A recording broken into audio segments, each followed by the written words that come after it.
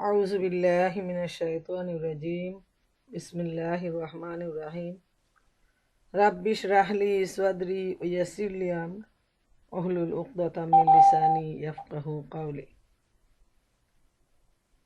আমার এই টেলিকনফারেন্সের প্রিয় মা ও বোনেরা, সবাইকে আসসালামু আলাইকুম ও রহমতুল্লাহি ওয়া বারাকাতুহু। আল্লাহ সুবহানাহু তাআলার দরবারে অসংখ্য শুকরিয়া যে আমরা সিরাতুন নবী সাল্লাল্লাহু আলাইহি ইসলামের যে প্রোগ্রামটা, অর্থাৎ সিরাতের উপর যে আলোচনাটা, আজকে তার 15তম অধিবেশন। তো আজকের অধিবেশনে রয়েছে নবী করিম সাল্লাল্লাহু আলাইহি ইসলামের ইসরা ও মিরাজ। কিভাবে রাতের বেলা আল্লাহ রসুল সাল্লাল্লাহু আলাইহি ইসলামের মিরাজ সংগঠিত হয়েছিল সে সম্পর্কে ইনশাআল্লাহ আজকে আলোচনা হবে। তো আল্লাহ সুবহানাহু তাআলার দরবারে অসংখ্য শুকরিয়া, তিনি যে আমাদেরকে নর্থ আমেরিকার বিভিন্ন স্টেট থেকে একত্রিত হয়ে একই কনফারেন্সের মাধ্যমে আল্লাহর দিন জানার জন্য, বুঝার জন্য, রসুল করিম সাল্লাল্লাহু আলাইহি ইসলামের জীবন নিয়ে যে আমরা আলোচনা করতেছি, তো সেজন্য আল্লাহ সুবহানাহু তাআলা আমাদের সবাইকে তা থেকে উপকৃত হওয়ার তৌফিক দান করুন। এই সাথে আমরা আল্লাহ তাআলার কাছে এই দোয়া করব, তিনি যেন রসুলের জীবন থেকে আমাদেরকে শিক্ষা গ্রহণের তৌফিক দান করেন।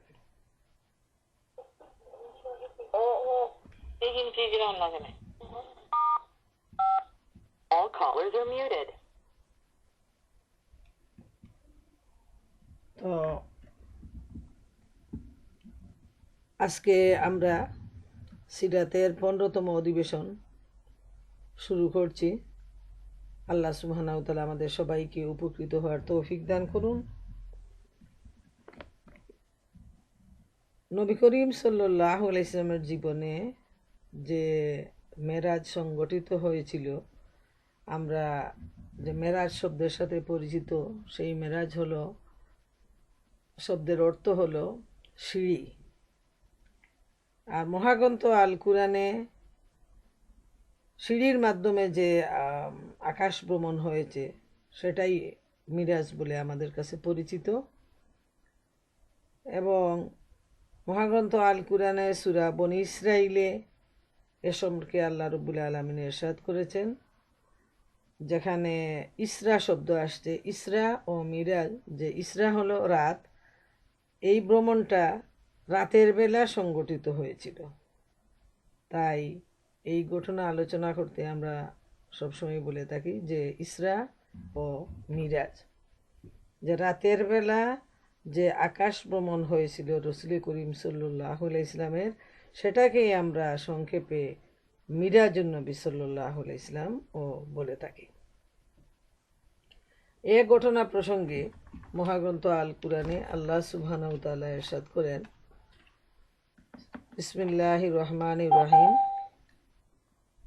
সুবহানাল্লাযী আসরা বিআবদিহি লাইলাম মিনাল মাসজিদিল হারামি ইলাল মাসজিদিল আকসাল্লাযী বারাকনা হাওলাহু লিনুরিয়াহু মিন আয়াতিনা ইন্নাহু হুয়াস সামিউল বাসীর।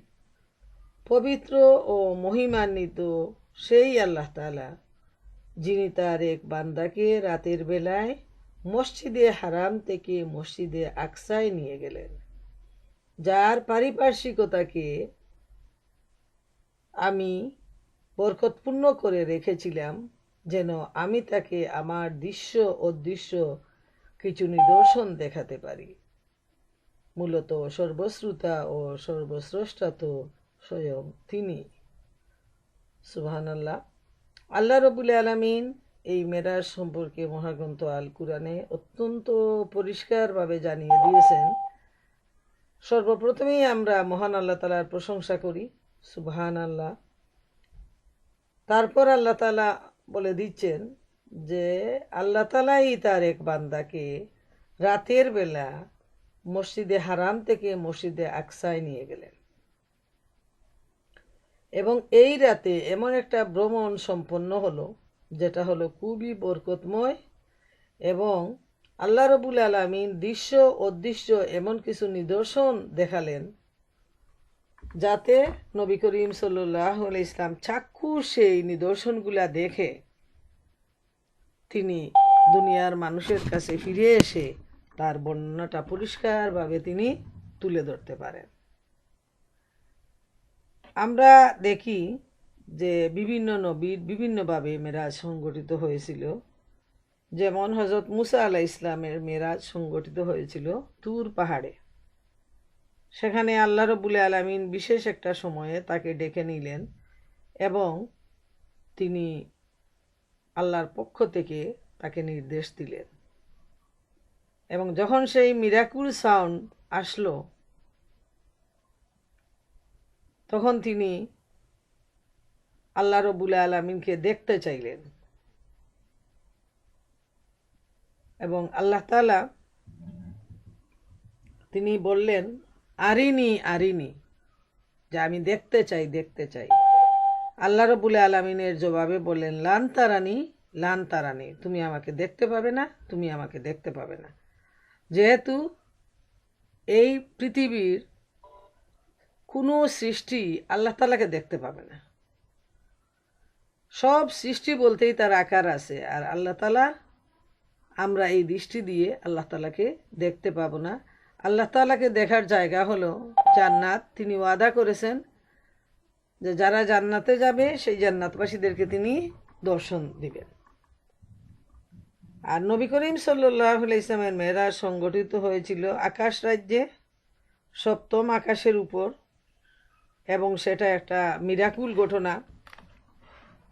অত্যন্ত আশ্চর্যজনক একটা সফর সেদিন হয়েছিল, যেটা আল্লাহ তাআলা কুরআনে জানিয়ে দিয়েছেন, এবং নবী করিম সাল্লাল্লাহু আলাইহি ইসলামের বর্ণনায় আমরা সেটাকে দেখতে পাই।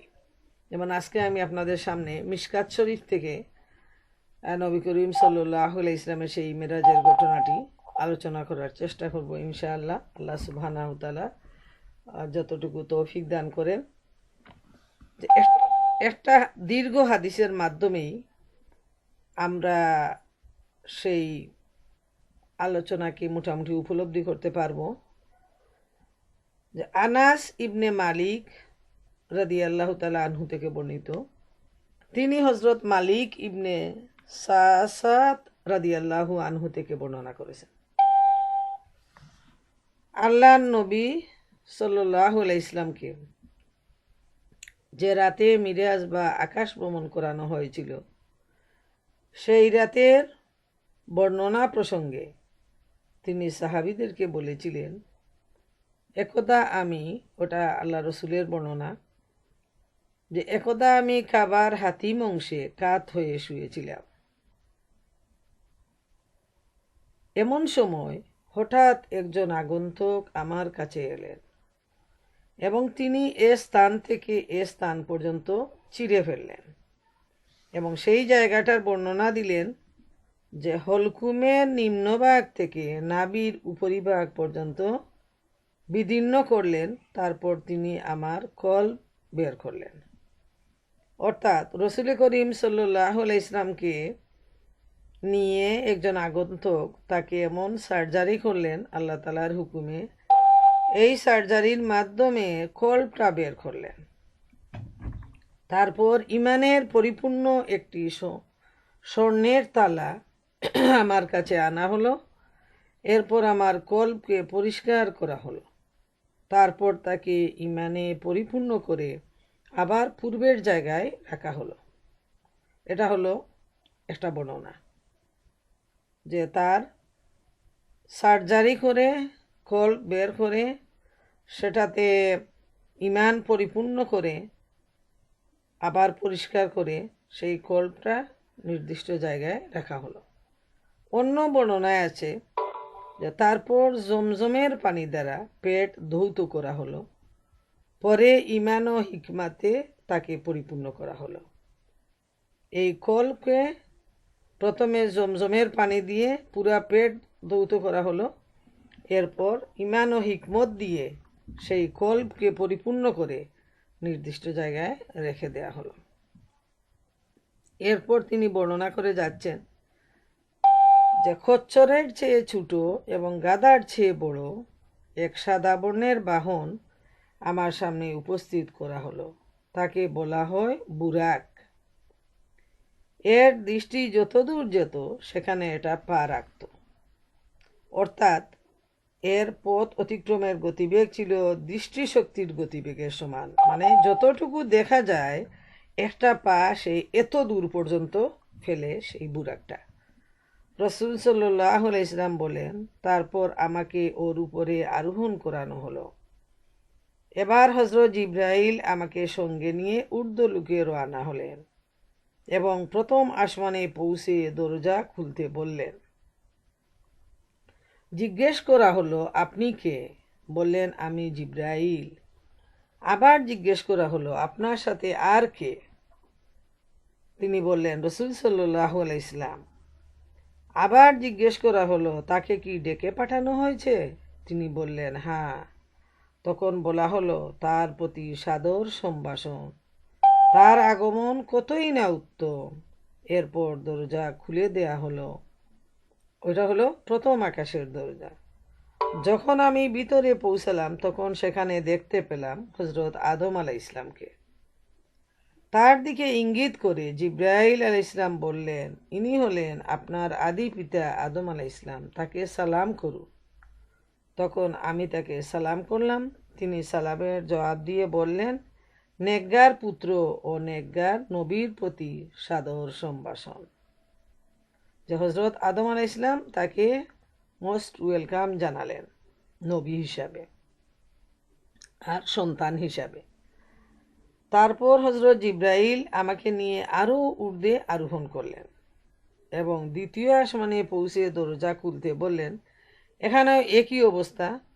জিজ্ঞেস করা হলো যে কাকে নিয়ে আসছেন, কি উনাকে ডেকে পাঠানো হয়েছে? তখন ওই দরজা খুলে দেয়া হলো। যখন আল্লাহ রসুল সাল্লাল্লাহু আলাইহি ওয়াসাল্লাম ভিতরে প্রবেশ করলেন তখন তিনি দেখতে পেলেন হযরত ইয়াহিয়া ও ঈসা আলাইহিসসালামকে। তারা দুজন হলেন পরস্পর খালাতো ভাই। জিবরাইল বললেন, ইনি ইয়াহিয়া আর ইনি হলেন ঈসা আলাইহিসসালাম, আপনি তাদেরকে সালাম করুন। যখন আমি সালাম করলাম তারা উভয়ে সালামের জবাব দিয়ে বললেন, নেকগার ভাই ও নেকগার নবীর প্রতি সাদর সম্ভাষণ। এরপর নবী করিম সাল্লাল্লাহু আলাইহি ওয়াসাল্লামকে তৃতীয় আসমানে নিয়ে যাওয়া হলো। সেখানেও প্রশ্ন উত্তর হলো। তারপর দরজা খোলা হলো। এরপর তিনি দেখতে পেলেন হযরত ইউসুফ আলাইহিসসালামকে। জিবরাইল তাকে পরিচয় দিলেন এবং সালাম করতে বললেন। তো সালামের জবাবে, নবীর সালামের জবাবে তিনি বললেন, নেকগার ভাই ও নেকগার নবীর প্রতি সাদর সম্ভাষণ। এরপর জিবরাইল আরও ঊর্ধ্বলোকে রওনা হলেন এবং চতুর্থ আসমানে নিয়ে গেলেন। সেখানেও তাকে পারমিশন দেয়া হয়েছে কিনা এই ধরনের প্রশ্ন উত্তরের মাধ্যমে সেই দরজাটা খুলে দেয়া হলো এবং আল্লাহ রসুল সেখানে ঢুকে গিয়ে দেখলেন ইদ্রিস আলাইহিসসালামকে এবং সেখানেও সালাম বিনিময় হলো এবং তিনিও নেকগার ভাই ও নেকগার নবীর প্রতি সম্ভাষণ জানালেন এই আহ্বানে। এরপর আরও ঊর্ধ্ব জগতে নিয়ে যাওয়া হলো পঞ্চম আসমানে। সেখানেও এইভাবে প্রশ্ন উত্তরের মাধ্যমে দরজা খোলা হলো এবং তিনি সেখানে দেখতে পেলেন হযরত হারুন আলাইহিসসালামকে। জিবরাইল আমিন পরিচয় করিয়ে দিলেন। এখানেও সালাম বিনিময় হলো। তারপর আরও ঊর্ধ্বলোকে উঠলেন এবং ষষ্ঠ আসমানে এসে ঠিক আগের মতোই আলাপ আলোচনার ভিত্তিতে সেই দরজা খুলে দেয়া হলো এবং সেখানে তিনি মুসা আলাইহিসসালামকে দেখতে পেলেন। জিবরাইল আমিন পরিচয় করে দিলেন এবং সেখানেও সালাম বিনিময় হলো।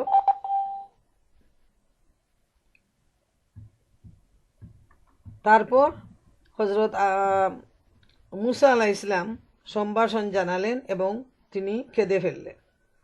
তাকে জিজ্ঞেস করা হলো, আপনি কাঁদছেন কেন? তিনি বললেন, আমি এজন্য কাঁদছি, আমার পরে এমন একজন যুবককে নবী বানিয়ে পাঠানো হলো যার উম্মত আমার উম্মতের চেয়ে অধিক সংখ্যায় জান্নাতে প্রবেশ করবে। তারপর জিব্রাইল নবী করিম সাল্লাল্লাহু আলাইহি ইসলামকে নিয়ে আরও ঊর্ধ্ব আকাশে আরোহণ করলেন, শেষ আকাশ অর্থাৎ সপ্তম আকাশে। সেখানেও আলাপ আলোচনার মাধ্যমে দরজা খুলে দেয়া হলো। তারপর তিনি ভিতরে ঢুকলেন এবং জিব্রাইল আমিন হজরত ইব্রাহিম আলাইহিস সালামের সাথে তাকে পরিচয় করিয়ে দিলেন। সালাম বিনিময় হলো এবং ইব্রাহিম ইসলাম সালামের জবাবে বললেন, নেকগার পুত্র ও নেকগার নবীর প্রতি সাদর সম্ভাষণ। এখানে আমরা দেখতে পাই হযরত আদম আলাইহিস সালাম এই সম্ভাষণেই ডাক দিয়েছেন যে নেকগার পুত্র ও নেকগার নবী। আর হযরত ইব্রাহিম আলাইহিস সালামও হচ্ছেন মানব জাতির পিতা, তিনিও সমানভাবে বললেন যে নেকগার পুত্র ও নেকগার নবীর প্রতি সাদর সম্ভাষণ। আর বাকি নবীরা নেকগার ভাই ও নেকগার নবীর প্রতি অভিনন্দন জানিয়েছেন। তারপর নবী করিম সাল্লাল্লাহু আলাইহি ইসলামকে আরও ঊর্ধ্ব জগতে উঠানো হলো, সেটা হলো সিদরাতুল মুনতাহা। আল্লাহ রসুল বলছেন যে আমি দেখতে পেলাম এর ফল হাজার নামক অঞ্চলের মটকার মতো এবং এর পাতা হাতির কানের মতো। জিব্রাইল বললেন, এটা সিদরাতুল মুনতাহা। আমি তো তাই আরও দেখতে পেলাম 4টি নহর, 2টি নহর অপ্রকাশ্য আর 2টি প্রকাশ্য। আমি জিজ্ঞেস করলাম, হে জিব্রাইল, এ নহরের তাৎপর্য কি? তিনি বললেন, অপ্রকাশ্য 2টি হলো জান্নাত, জান্নাতে প্রবাহিত 2টি নহর, যেটা মানে দেখানো হয় নাই কিন্তু বোঝা যাচ্ছে যে এখানে 2টা নহর রয়েছে, সেটা যেটা জান্নাতে দেয়া হবে, দেখানো হবে।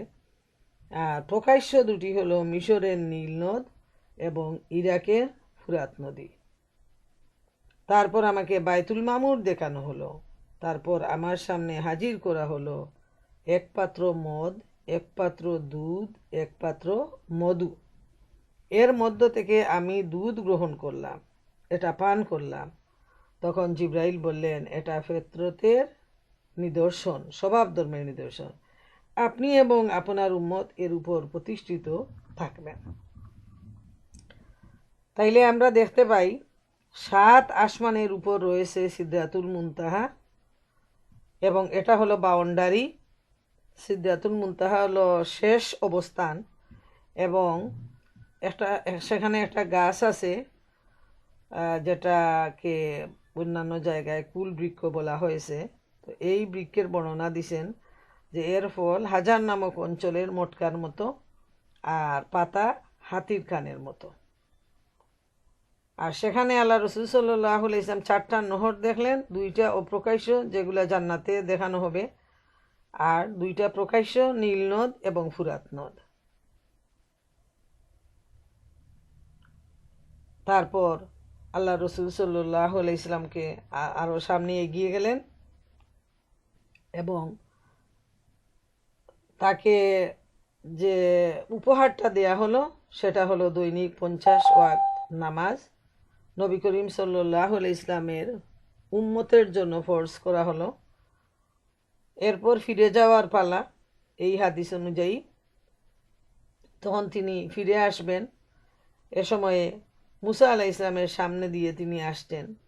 তখন তিনি আগেভাগেই জিজ্ঞেস করতেছেন যে আপনাকে কি করতে আদেশ দেয়া হয়েছে। যেহেতু মুসা নবীর জানা আছে যে যখন একজন নবীকে ডাকা হয় আল্লাহর দরবারে, তখন ফেরার পথে তিনি উম্মতের জন্য কিছু এবাদত দেন, কিছু আমল দেন, কিছু নির্দেশ দেন।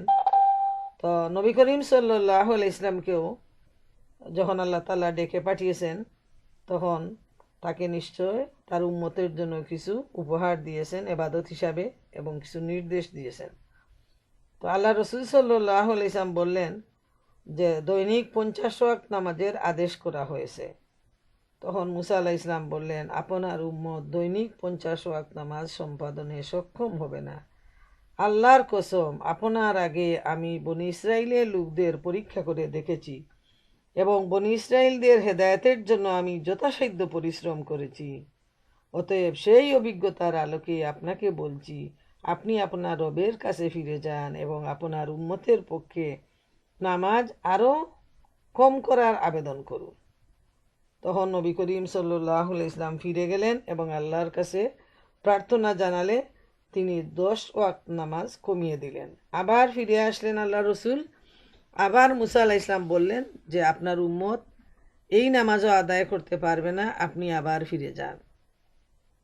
এইভাবে আসা যাওয়ার মাধ্যমে মুসা আলাইহিস সালামের রিকোয়েস্টের ফলে শেষ পর্যন্ত 5 ওয়াক্ত নামাজ দৈনিক উম্মতের জন্য ফরজ করা হলো। এবং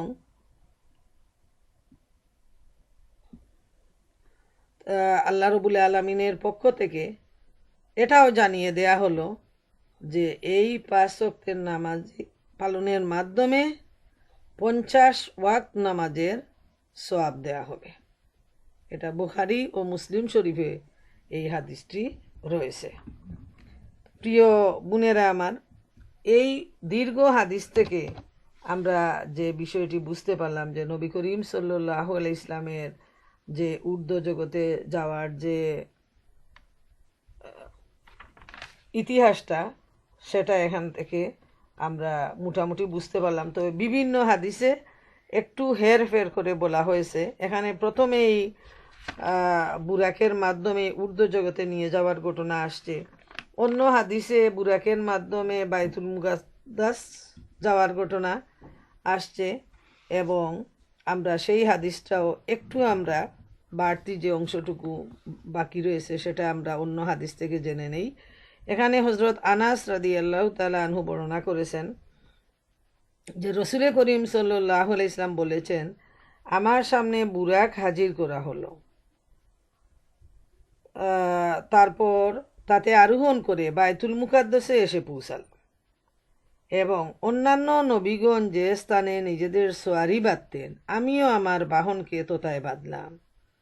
নবী সাল্লাল্লাহু আলাইহি ওয়াসাল্লাম বললেন, তারপর বাইতুল মুকাদ্দাস মসজিদে প্রবেশ করে সেখানে 2 রাকাত নামাজ পড়লাম।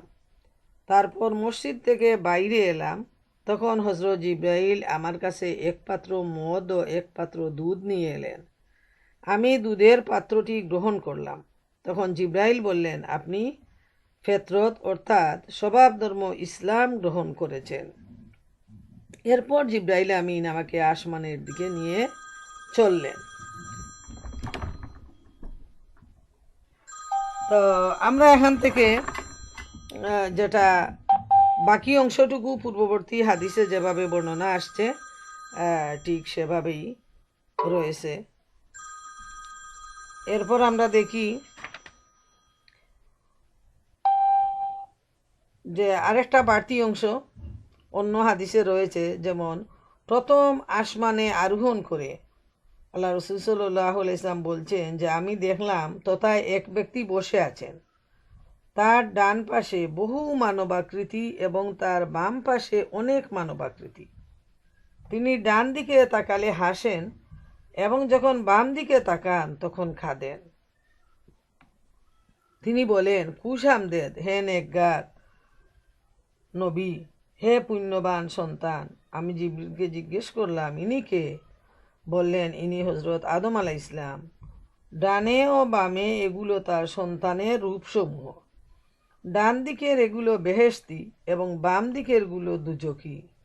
এজন্য তিনি যখন ডান দিকে তাকান তখন হাসেন এবং যখন বাম দিকে তাকান তখন কাঁদেন। এই প্রথম আকাশে আদম আলাইহিস সালামের সাথে দেখা হওয়ার পর তিনি আদম আলাইহিস সালামের এই বর্ণনাটা তুলে ধরলেন।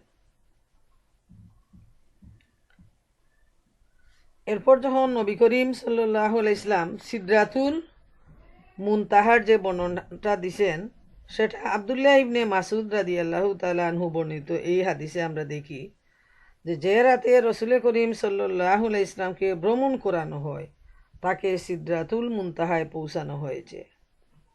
তা ঊর্ধ্ব জগতে এটাই তার শেষ সীমানা। সেখান থেকে কোনো মাধ্যম ছাড়া তার উপরে উঠিয়ে নেওয়া হয়।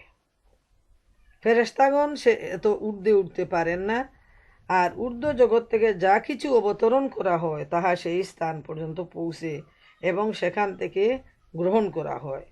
হজরত ইবনে মাসুদ রাদিয়াল্লাহু তাআলা আনহু এই যখন বৃক্ষটি যা দিয়ে আচ্ছাদিত হবার ছিল তা দ্বারা আচ্ছাদিত হয়। এই ব্যাখ্যায় তিনি বলেন এগুলো স্বর্ণের পতঙ্গ। ইবনে মাসুদ বলেন, মেরাজের রাতে রাসূলুল্লাহ সাল্লাল্লাহু আলাইহি ইসলামকে 3টি জিনিস প্রদান করা হয়েছে। প্রথম 5 ওয়াক্ত নামাজ, 2 সূরা বাকারা শেষ কয়েকটি আয়াত, আর 3 রাসূল করিম সাল্লাল্লাহু আলাইহি ইসলামের উম্মতের মধ্য থেকে যারা আল্লাহর সাথে কাউকে শরিক করেনি তাদের মাফ করে দেওয়ার ওয়াদা। এই হাদিসটি মুসলিম শরীফে বর্ণিত। এরপর আমরা আসি যে রাসূল করিম সাল্লাল্লাহু আলাইহি ইসলাম সেখানে বাইতুল মামুর গড়ও তাকে দেখানো হয়। পৃথিবীর কেন্দ্রবিন্দু হচ্ছে হারাম শরীফ, মক্কায় অবস্থিত খানায়ে কাবা। ঠিক এর উপরে ঊর্ধ্ব জগতে সপ্তম আকাশের উপর রয়েছে বাইতুল মামুর গড়। বাইতুল মামুর গড় এবং কাবা শরীফ দুইটা মসজিদ, একটা হলো পৃথিবীর মানুষের জন্য, সারা পৃথিবীর ইমানদাররা যাদেরই সুযোগ হয় তারা সেখানে গিয়ে আল্লাহ রব্বুল আলামিনের কাছে কান্নাকাটি করেন, ইবাদত করেন, তোয়াফ করেন এই বাইতুল্লাহ শরীফে গিয়ে। এটা হলো পৃথিবীর কেন্দ্রবিন্দু। হিসাব করলে, মেজারমেন্ট করলে দেখা যাবে সারা পৃথিবীর মধ্যস্থলে অবস্থিত এই খানায়ে কাবা। আর ঊর্ধ্ব জগতে ঠিক খানায়ে কাবার উপরে অবস্থিত হলো বাইতুল মামুর। সেখানে ফেরেশতাগণ প্রতিদিন প্রতিটা মুহূর্তে সেই বাইতুল মামুর গড় তোয়াফ করতেছেন। হাদিস শরীফে আসছে প্রতিদিন 70,000 ফেরেশতা একই সাথে বাইতুল মামুর গড় তোয়াফ করেন, এবং যে 70,000 ফেরেশতা একবার তোয়াফ করেন তারা আর জীবনে কখনো দ্বিতীয়বার তোয়াফের কোনো সুযোগ পান না। এই হাদিসটা বর্ণনা করা হয়েছে যে ফেরেশতাদের সংখ্যা কত। যখন সেই কাফের মুশরিকরা এ নিয়ে আল্লাহ রসুলকে প্রশ্ন করলো, সাহাবায়ে কেরামদেরকে প্রশ্ন করলো, তখন এর জবাবে আল্লাহ রব্বুল আলামিন জানিয়ে দিলেন যে এত ফেরেশতা যে প্রতিদিন বাইতুল মামুর গড়ে 70,000 ফেরেশতা তোয়াফ করে, এরা পৃথিবীর শেষ হওয়ার আগ পর্যন্ত অর্থাৎ কিয়ামতের পূর্ব পর্যন্ত এই 70,000 ফেরেশতা আর চান্স পাবে না, এবং এভাবেই অনবরত 70,000 ফেরেশতা তোয়াফ করতে থাকবে। সুবহানাল্লাহ। এ থেকেই বোঝা যায় যে আল্লাহ তাআলার ফেরেশতার সংখ্যা কত মিলিয়ন মিলিয়ন। এটাই কেউ হিসাব করে বলতে পারবে না, জানতে পারবে না যে আসলে ফেরেশতার সংখ্যা কত। তো আল্লাহ রসুল সাল্লাল্লাহু আলাইহি ইসলামকে সেখানে বাইতুল মামুর গড়ও দেখানো হয়, এবং বেহেশত আর দুজখের আলামতও সেখানে চাক্ষুষ দেখানো হয়। যে নবী করিম সাল্লাল্লাহু আলাইহি ইসলাম হচ্ছেন সারা পৃথিবীর নবী। ওমা আরসালনাকা ইল্লা রহমতুল্লিল আলামিন। তিনি হচ্ছেন সারা পৃথিবীর জন্য রহমত স্বরূপ। অন্যান্য নবীগণের রসুলগণের মধ্যে পার্থক্য হলো বাকি নবী রসুলরা একটা দেশ, একটা জাতি, একটা এলাকার জন্য প্রেরিত হয়েছেন, আর ব্যতিক্রম শুধু মুহাম্মদুর রাসূলুল্লাহ সাল্লাল্লাহু আলাইহি ইসলাম, যিনি সারা বিশ্বের নবী, কিয়ামত পর্যন্ত নবী। আর পৃথিবীতে কোনো নবী রসুল আসবে না মুহাম্মদ সাল্লাল্লাহু আলাইহি ইসলামের তরিকা অনুযায়ী আর মহাগ্রন্থ আল কুরআন অনুযায়ী কিয়ামত পর্যন্ত এই পৃথিবী নির্দেশনা লাভ করবে পৃথিবীর মানুষ। এজন্য আল্লাহ রব্বুল আলামিন নবী করিম সাল্লাল্লাহু আলাইহি ইসলামকে তিনি এমন একটা প্রশিক্ষণ দিলেন যেটা শুধু থিওরির মাধ্যমে নয়, বইয়ের মাধ্যমে নয়, কুরআন তো আসছে থিওরির মাধ্যমে, এবং তার বাস্তব রূপ দিলেন আল্লাহ রসুল সাল্লাল্লাহু আলাইহি ইসলাম, এবং সেটাকে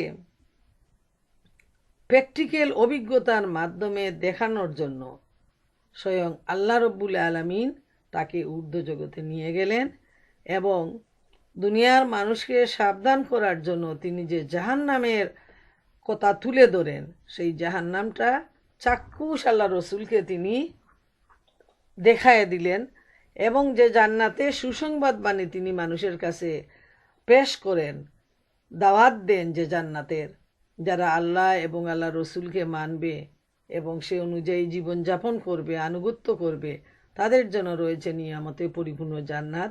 সেই জান্নাতে সুখ সুবিধা নিয়ামতটুকু আল্লাহ রব্বুল আলামিন তাকে চাক্ষুষ দেখিয়ে দিলেন। নবী করিম সাল্লাল্লাহু আলাইহি ইসলামের সরাসরি শিক্ষক হচ্ছেন আল্লাহ রব্বুল আলামিন। তিনি জিব্রাইল আমিনের মাধ্যমে প্রশিক্ষণ দিয়ে দেখিয়ে দিয়ে তাকে আবার পৃথিবীতে পাঠালেন। আর সারা দুনিয়ার মানুষের শিক্ষক হচ্ছেন স্বয়ং রসুল করিম সাল্লাল্লাহু আলাইহি সাল্লাম। অতএব যিনি সারা দুনিয়ার মানুষকে প্রশিক্ষণ দিবেন, সেই টিচার যদি নিজের হাতে কলমে প্রশিক্ষণ নেন, তাহলে সেটা অধিক ফলপ্রসূ হবে, অধিক কার্যকর হবে। তাই আল্লাহ তাআলা তার নবীকে নিজের কাছে তুলে নিয়ে একদম সমস্ত আকাশমণ্ডলী পরিভ্রমণ করালেন, বেহেশত দুজক দেখিয়ে দিলেন, পূর্ববর্তী নবী রসুলদের অবস্থাও পর্যবেক্ষণ করালেন। সুবহানাল্লাহু তাআলা। এইভাবে অল্প সময়ের ভিতরে এত বড় একটা সফর, এত দীর্ঘ একটা সফর, শুধু বিশ্বাসের ব্যাপার, ইমানের ব্যাপার যে আল্লাহ তাআলা যা ইচ্ছা তাই তিনি করতে পারেন। যখন এই সফরটা সংগঠিত হয়েছিল তখন বিজ্ঞানের এত অগ্রগতি ছিল না, তখন রকেট আবিষ্কার হয়নি, মানুষ চাঁদে যায়নি। কিন্তু আজকের দিনে রকেট আবিষ্কার হয়েছে, এক দেশ থেকে আরেক দেশে মানুষ খুব অল্প সময়ের ভিতরে যাতায়াত করতে পারছে। মানুষ মঙ্গল গ্রহেও, চাঁদেও মানুষ রকেটের মাধ্যমে অতি অল্প সময়ের ভিতরে সফর করতেছে। আর যিনি আল্লাহ তাআলা এই বিশ্ব ব্রহ্মাণ্ড সৃষ্টি করেছেন, তিনি তার নবীকে এত দীর্ঘ একটা সফর অতি অল্প সময়ের ভিতরে তিনি সম্পন্ন করাবেন, সেটা অবিশ্বাসের কোনো ব্যাপারই না। তাই আমরা যারা ইমানদার তারা অতি সহজেই আমরা বিশ্বাস করি, আর যারা কাফের মুশরিক তাদের বিশ্বাসে গলদ দেখা দেয় এবং তারা আরো বিভ্রান্ত হয়ে ঘুরে মরে। এখন আমরা সেই জায়গায় ফিরে যাই যে আল্লাহ রসুল সাল্লাল্লাহু আলাইহি ইসলামকে যখন এই ট্রেনিংটা দেয়া হলো, সরাসরি তাকে বেহেশত দুজক প্রদক্ষিণ করানো হলো, দেখানো হলো। তারপর তিনি আবার এই দৌড়ার পৃথিবীতে যখন তিনি ফিরে আসলেন, তখন ফজরের সময় হয়নি। তো তিনি ঘরে ফিরে এসে তার স্ত্রীকে বলতেছেন যে আমি এইভাবে বায়তুল মুকাদ্দাস গেছি রাতের বেলা এবং সেখান থেকে আল্লাহ তাআলা আমাকে ঊর্ধ্ব জগতে নিয়ে গেছেন, আমার এইভাবে আমার ভ্রমণ সম্পন্ন হয়েছে গত রাতে, আর আমি এখন ফিরে এসেছি। তখন ওনার স্ত্রী বলছেন, ইয়া রাসূলুল্লাহ সাল্লাল্লাহু আলাইহি ইসলাম, কাফেররা এমনিতেই অনেক অপবাদ ছড়ায় আপনার বিরুদ্ধে, আর যদি এই ঘটনা বলেন তাহলে তো উপায় নেই, ওরা তো না পেয়ে পেয়ে যাবে, একটা বিরাট ব্যাপার, এবং এ নিয়ে তারা আরো অনেক ধরনের চক্রান্ত শুরু করে দিবে, হইহুল্লোড় শুরু করে দিবে। তো আপনাকে আমার অনুরোধ যে আপনি এই ঘটনাটা কারো কাছে প্রকাশ করবেন না। আল্লাহ রসুল সাল্লাল্লাহু আলাইহি ইসলাম অবাক হয়ে বলছেন যে তুমি একই বলছো, আমার আল্লাহ তাআলা আমাকে এত সুন্দর সফর সম্পন্ন করালেন মানুষ জাতির হেদায়েতের জন্য, মানুষের কাছে এর মেসেজটা পৌঁছে দেওয়ার জন্য। আমি এখনই ঘর থেকে বের হয়ে যাচ্ছি ফজরের নামাজের জন্য, এবং সেখানে আমি যাকেই পাবো তার কাছেই গত রাতের এই ঘটনা বর্ণনা করব। এ বলে তিনি ঘর থেকে বের হয়ে গেলেন। রাস্তায় দেখা হলো ইসলামের চিরশত্রু, প্রধান শত্রু আবু জেহেলের সাথে।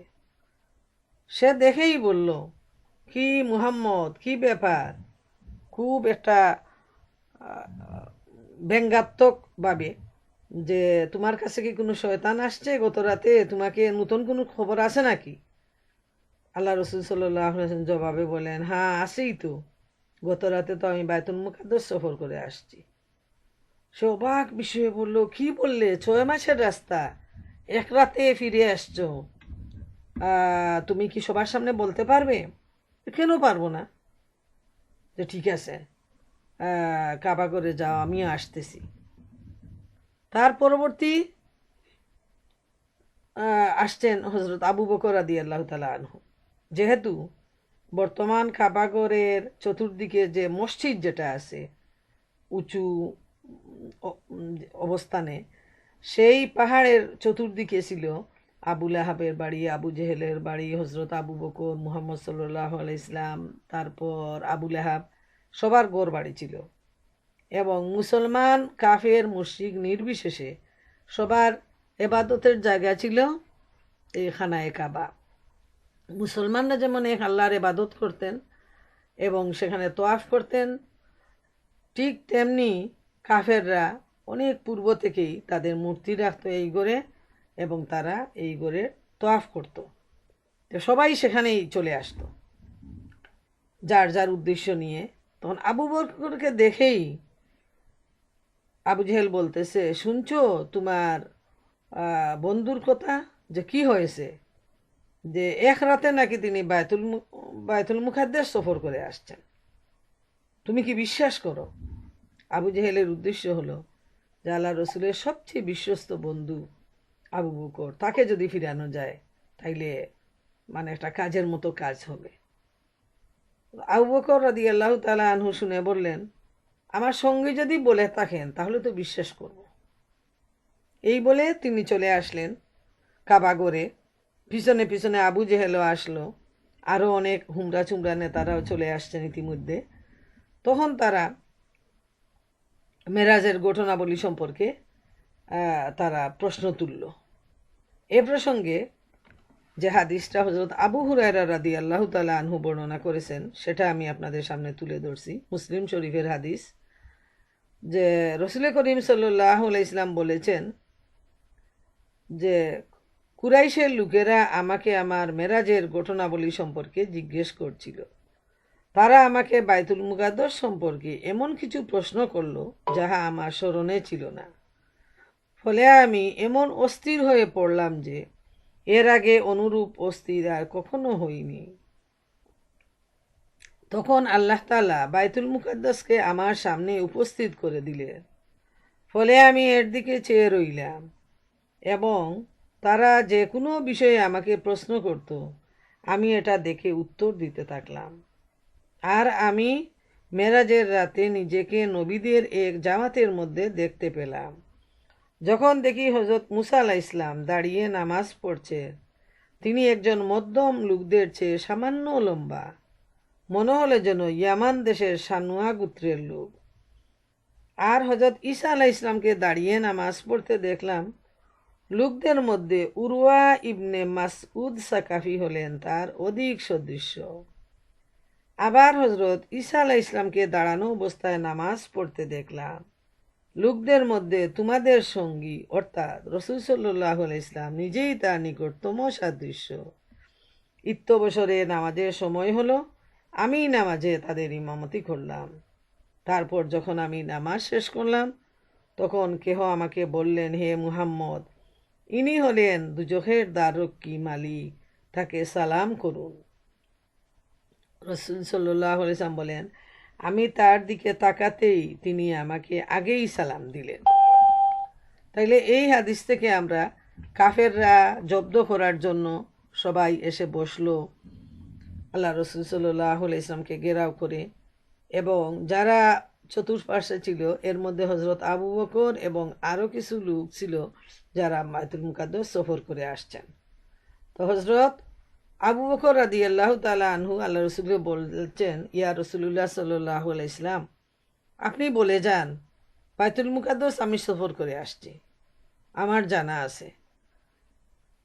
এবং অন্যান্য কাফিররাও খুব উদগ্রীবভাবে শুনতে লাগলো যে আজকে একটা বিরাট তামাশা হবে এবং সবার সামনে আল্লাহ রসুলকে তখন তারা ব্যঙ্গ বিদ্রুপ করতে থাকবে। এই আশা নিয়ে সবাই খুব উৎফুল্ল হয়ে শুনতে থাকলো।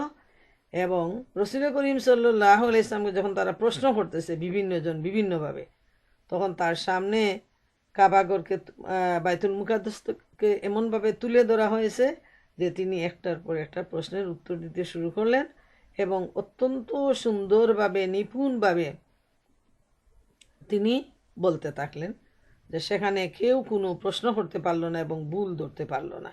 হুবহু তিনি পুরা অবস্থাটা, তার চিত্রটা তিনি বলে গেলেন। এরপর আরেকটা ব্যাপার, যে রাস্তায় যাওয়ার পথে তিনি কি দেখেছেন, কোন যে কাফেলার সাথে তার দেখা হয়েছে, কার কাছ থেকে তিনি পানি চেয়ে খেয়েছেন, এইভাবে রাস্তার লোকজনের ব্যাপারেও তিনি পরিষ্কারভাবে বলে দিলেন। আর বললেন যে তোমরা যদি জানতে চাও তাহলে এই এলাকার লোক অমুক জায়গায় তার সাথে আমার দেখা হয়েছে, তোমরা তার সাথে জিজ্ঞেস করলে যে তারা যা আমাকে দেখেছে সেটা তোমরা প্রমাণ নিয়ে নিতে পারবে।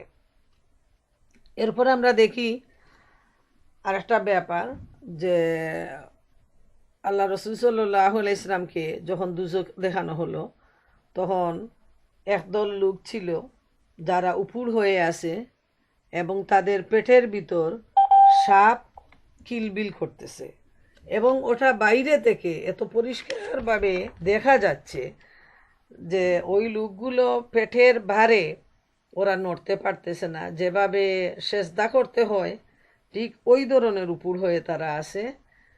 আর জাহান্নামের অন্যান্য লোকজন তাদের উপরে পা মারিয়ে চলাফেরা করতেছে, মানে তাদেরকে এমনভাবে কষ্ট দেওয়া হচ্ছে। একদিকে বিষধর সাপ তাদের পেটের ভিতর কিলবিল করতেছে, কামড়াইতেছে, অন্যদিকে তাদের দেহটা এত ভারী হয়ে আছে যে তারা উপুড় হয়ে পড়ে আছে কিন্তু নড়াচড়া করতে পারতেছে না।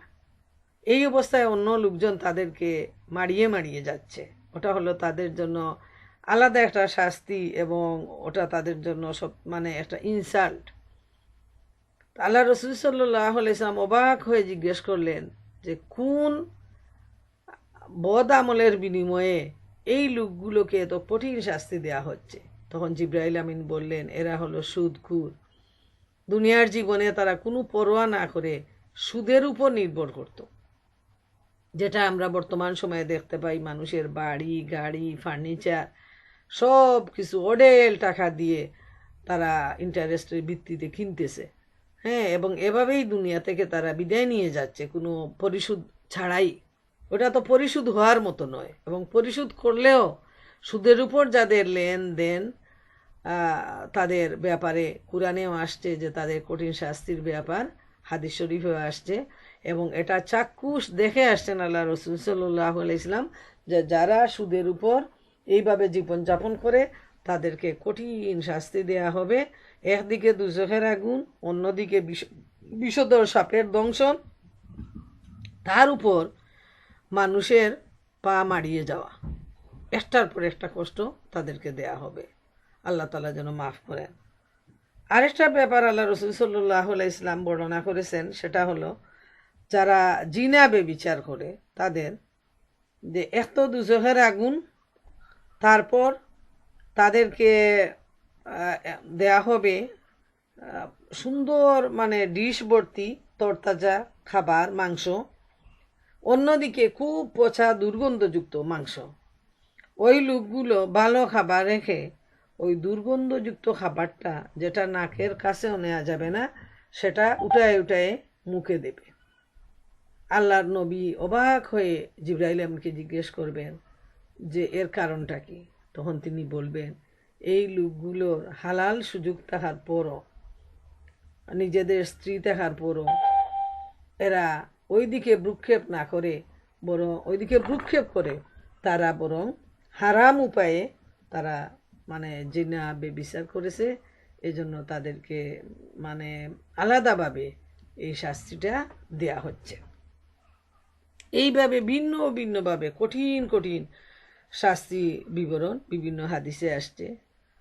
তারপর আরেকটা তিনি দেখেছেন খুব সুন্দর একটা প্লেস জান্নাতে।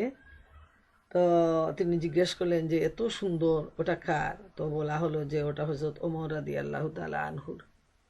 তখন তিনি হযরত ওমর রাদিয়াল্লাহু তাআলা আনহুকে বললেন যে হে ওমর, তোমার জান্নাতের বাড়িতেও আমি দেখে আসছি। তো তিনি জিজ্ঞেস করেন, আপনি কি প্রবেশ করেছেন? বলেন যে না, তুমি যাওয়ার আগে তোমার ওই ঘরে আমি প্রবেশ করাটা পছন্দ করিনি, যে তুমি এত ব্যক্তিত্ব সম্পন্ন মানুষ, তো ওই ঘরে আমি কেন আগে যাব। তখন ওই কথা শুনে তিনি খুব কান্না শুরু করলেন, ইয়া রসুলুল্লাহ, আপনার সামনে আমি কিসের ব্যক্তিত্ব, আমি এমন কি, আপনি কেন সেই ঘরটা দেখে আসলেন না? এবং তিনি নিজেকে আল্লাহ রসুলের সামনে খুব ছোট করলেন এবং তিনি কাঁদতে থাকলেন যে আপনি এই কথাটা আমার সম্পর্কে মানে কেন আপনি গেলেন না, আমার ঘরটা কেন দেখে আসলেন না। এরপর তিনি হজরত বেলাল রাদিয়াল্লাহু তাআলা আনহুকে ডেকে বললেন, হে বেলাল, আমি তো জান্নাতে তোমার পায়ের শব্দ শুনে আসছি তোমার বাড়ির সামনে। তো জিজ্ঞেস করলেন যে এমন কি আমল তুমি করেছো, তোমাকে জান্নাতে এত সুন্দর বাড়ি দেয়া হয়েছে? তখন তিনি বললেন, ইয়া রাসূলুল্লাহ সাল্লাল্লাহু আলাইহি ওয়াসাল্লাম, আমার তো এমন কোনো আমল নেই, তবে আমি প্রতিবার অজু শেষে আমি 2 রাকাত তাহিয়াতুল অজুর নামাজ আদায় করে থাকি। তো এই হাদিসগুলা থেকে আমাদের কাছে যেটা পরিষ্কার, যে রসুল করিম সাল্লাল্লাহু আলাইহি ইসলামের মেরাজ সংগঠিত হয়েছিল ঊর্ধ্ব জগতে, এবং তিনি যখন এই মেরাজ সম্পর্কে বিস্তারিত বর্ণনা দিতে শুরু করলেন, তখন সাহাবায়ে কেরামরা বিশ্বাস করলেন। সাথে সাথে সবার প্রথমে হজরত আবু বকর রাদিয়াল্লাহু তাআলা আনহু। তখন তিনি খুব খুশি হয়ে গেলেন, যখন লোকজন আমার বর্ণনা শুনে অবাক হয়ে যাচ্ছে, বিশ্বাস করতে পারতেছে না, সেই সময়ে সর্বপ্রথম মানুষ তুমি, কোনো ধরনের যুক্তি ছাড়া তুমি আমার মুখের বাণী বিশ্বাস করেছ, আজ থেকে তুমি খলিলুল্লাহ, আমার বন্ধু, সুবহানাল্লাহ, আল্লাহর বন্ধু, আমার বন্ধু। এই উপাধিতে তিনি আবু বকর রাদিয়াল্লাহু তাআলা আনহুকে ভূষিত করলেন। সিদ্দিকে আবু বকর, সত্যবাদী আবু বকর বলে তিনি উপাধি দিলেন। আর সাহাবায়ে কেরামরা আফসোস করে বলতে থাকলেন, ইয়া রাসূলুল্লাহ সাল্লাল্লাহু আলাইহি ইসলাম, আপনি এত ভাগ্যবান যে আপনি নিজ চোখকে আপনি সব দেখে আসলেন, আপনার মেরাজ সংগঠিত হলো, আল্লাহর সামনে গিয়ে আপনি সব কিছু দেখে আসলেন। তখন তিনি জবাবে বললেন, আমার মেরাজ তো জীবনে ঊর্ধ্ব জগতে একবারই সংগঠিত হয়েছে, আর তোমাদের জন্য দৈনিক 5 ওয়াক্ত মেরাজের ব্যবস্থা নিয়ে আসছি। আসসালাতু মেরাজুল মুমিনিন, সালাত হচ্ছে মুমিনের জন্য মেরাজ, অতএব আমি তোমাদের জন্য দৈনিক 5 ওয়াক্ত উপহার নিয়ে আসছি। সুবহানাল্লাহ। এরপর আমরা দেখতে পাই সূরা বাকারার যে শেষ 2টি আয়াত প্রায় সবারই মুখস্থ আছে, খুব সুন্দর দোয়া, সেটা উপহার হিসাবে আল্লাহ রসুল সাল্লাল্লাহু আলাইহি ইসলামকে দেয়া হয়েছে, এবং বলা হয়েছে যে উম্মতের জন্য খুব বড় ধরনের একটা গিফট, যে কোনো মানুষ যখন কোনো গুনার পরিকল্পনা করবে এবং তার দ্বারা গুনাহ সংগঠিত হবে না, ততক্ষণ পর্যন্ত তাকে কোনো গুনাহ লেখা হবে না তার আমলনামায়। এবং যখন কোনো মানুষ নেকির পরিকল্পনা করবে, কিন্তু যতক্ষণ পর্যন্ত নেকি করবে না, প্রতিটা চিন্তার জন্য তাকে একটা নেকি লেখা হবে।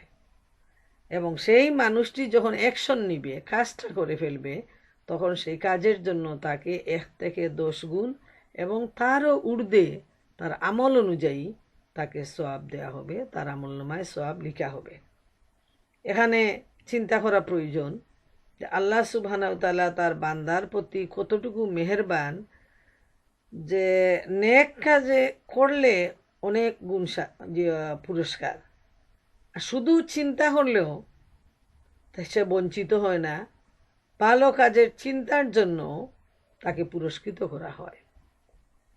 অপরপক্ষে যখন একটা মানুষ গুনার পরিকল্পনা করবে, গুনার চিন্তা করবে, কিন্তু তার দ্বারা যতক্ষণ গুনাহ সংগঠিত না হবে, তখন এই চিন্তার জন্য, পরিকল্পনার জন্য তাকে কিন্তু কোনো গুনাহ লেখা হবে না তার আমলনামায়।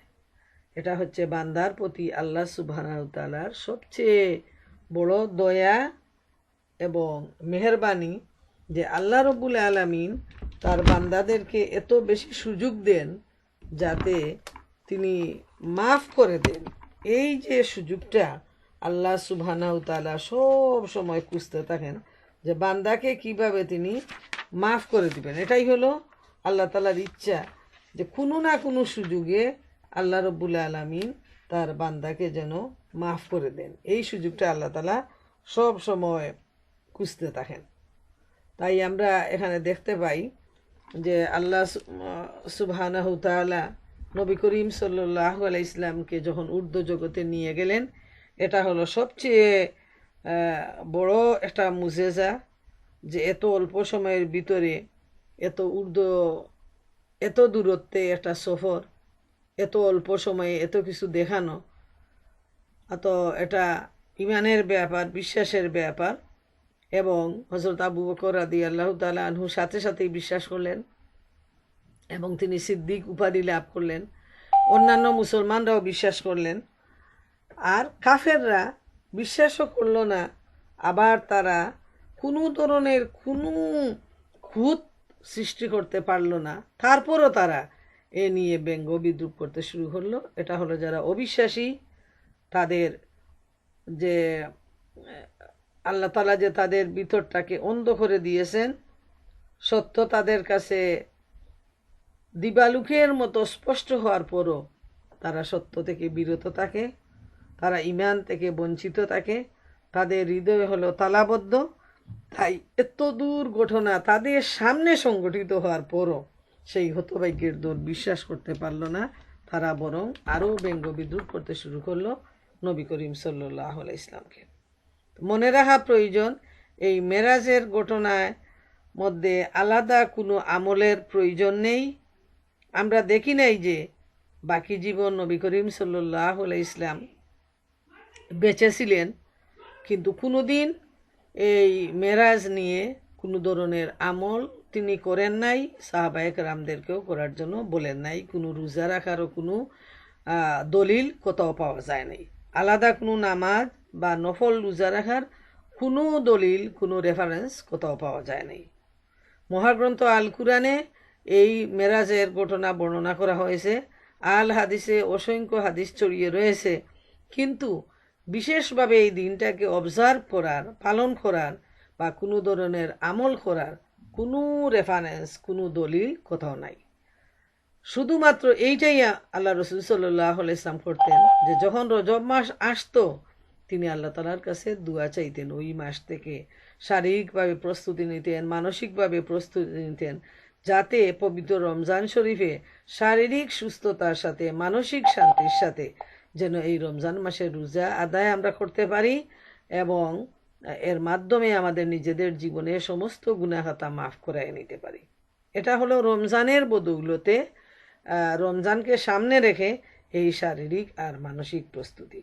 প্রিয় বোনেরা, আমার মনে রাখা প্রয়োজন, যারা ইসলামে কিছু বৃদ্ধি করেন যেটা নেই, যার কোনো দলিল নেই, তারা যেমন গুনাহগার হবেন নেক কাজ করেও, আবার যারা ইসলাম কিছু ঘাটতি করেন যেটা পছন্দ লাগে না ওইগুলো ছেড়ে দেন, ওইগুলা থেকে বিরত থাকেন, ওইগুলার ব্যাপারে অনীহা প্রকাশ করেন, সমানভাবে তারাও হবেন আল্লাহ রব্বুল আলামিনের কাছে পাপী সাব্যস্ত হয়ে যাবেন। তাই যা নেই তা নিয়ে আমরা বাড়াবাড়ি করব না, এ নিয়ে আমরা কোনো প্রশ্ন উঠাবো না, বরং কুরআন হাদিসের দলিল নিয়ে যা আছে তার উপর আমরা আমল করার চেষ্টা করব। আমরা নিয়মিত যে আমল, এটাই আল্লাহ রসুল সাল্লাল্লাহু আলাইহি ওয়াসাল্লাম পছন্দ করতেন এবং উম্মতকে বলছেন যে নিয়মিত আমলটাই হলো সবচেয়ে উত্তম। অতএব আমরা দৈনিক 5 ওয়াক্ত নামাজ, যেহেতু মেরাজে এই নামাজ উপহার দেয়া হয়েছে উম্মতের জন্য, আমরা আমাদের নামাজকে যাতে আরও সুন্দর করতে পারি, নামাজের মাধ্যমে যেন আমরা জান্নাতের দরজা খুলতে পারি, নামাজের মাধ্যমে যেন আমরা আল্লাহ তাআলার নৈকট্য লাভ করতে পারি, সন্তোষ অর্জন করতে পারি, সেজন্য আমরা প্রশিক্ষণ নিব, আল্লাহর কাছে ওয়াদা করব যে আমরা যেন নামাজ কাজা না করি, নামাজ যেন কোনো অবস্থায় ছেড়ে দেই, নামাজে যেন আমরা তাড়াহুড়া না করি, নামাজ যেন আমরা যতদূর সম্ভব যেভাবে আল্লাহ রসুল সাল্লাহ ইসলাম প্রশিক্ষণ দিয়েছেন সেভাবে যেন আমরা নামাজকে সুন্দরভাবে সঠিকভাবে আদায় করতে পারি। সেটাই হবে এই মেরাজের আলোচনা থেকে, এটাই আমরা শিক্ষা নিব যে নামাজ উপহার হিসাবে আমরা পেয়েছি, সেই নামাজটা যেন আমরা সুন্দরভাবে আদায় করি। এবং এই নামাজ আদায়ের পর যদি আমাদের হাতে সময় থাকে, সুযোগ থাকে, তাহলে যেন আমরা বাড়তি যে সুন্নত নামাজ রয়েছে, নফল নামাজ রয়েছে, সেগুলো যেন আমরা যখনই সময় সুযোগ হয় আমরা যেন নফল নামাজ আদায় করার চেষ্টা করি। এরপর হলো যে আল্লাহ রসুল সাল্লাহ আলাইসলামকে আল্লাহ তালা যে সফরে নিয়ে গেছেন, সেই সফরের মাধ্যমে তিনি জান্নাত এবং জাহান্নাম দেখে আসছেন, তার বর্ণনা তিনি দিয়েছেন। অতএব কোনো সন্দেহ নেই যে যারা এক ও লা শরিক আল্লাহ তালাকে বিশ্বাস করবে, নবী করিম সাল্লাহ আলাইসলামকে নবী বলে বিশ্বাস করবে, আমাদের দায়িত্ব হলো আমরা আমাদের ইমানকে আমরা মজবুত করব, সুদৃঢ় করব এবং বিপদ আপদ মুসিবত সর্বাবস্থায় আমরা আল্লাহ তালার উপর তাওয়াক্কুল করব এবং নামাজের মাধ্যমে আমরা আল্লাহ তালার কাছে সাহায্য চাইব। আর আল্লাহ তালা তো বলেই দিছেন যে যারা শিরক ব্যতীত অন্যান্য গুনাহ করবে আল্লাহ তালা তারা যদি তওবা করে তাদেরকে তিনি মাফ করে দিবেন। অতএব প্রিয় বোনেরা, আসুন অত্যন্ত সুন্দর এই সিরাতুন নবী সাল্লাহ ইসলামের যে আল্লাহ রসুল সাল্লাহ ইসলামের জীবন সিরাতের পার্ট, আজকে আমরা 15তম অধিবেশন শেষ করলাম। নবী করিম সাল্লাহ ইসলামের যে মেরাজের যে ইতিহাসটা খুবই সুন্দর, খুবই তাৎপর্যবহ। তিনি কিভাবে চাক্ষু সব কিছু দেখে এসেছেন সব বর্ণনা করেছেন। এর মাধ্যমে আমরা অনেক কিছু আমরা জানতে পারলাম। আল্লাহ তালা আমাদেরকে আল্লাহর পথে, আল্লাহ রসুলের পথে চলার তৌফিক দিন এবং আমরা যেন এই মেরাজের উপহার যে নামাজটা আমরা আমাদের নিজেদের জীবনে যেন প্রতিষ্ঠিত করতে পারি, আল্লাহ তালা সেই তৌফিক দিন। ও আখিরু দাওয়ানা আনিল হামদুলিল্লাহি রাব্বিল আলামিন।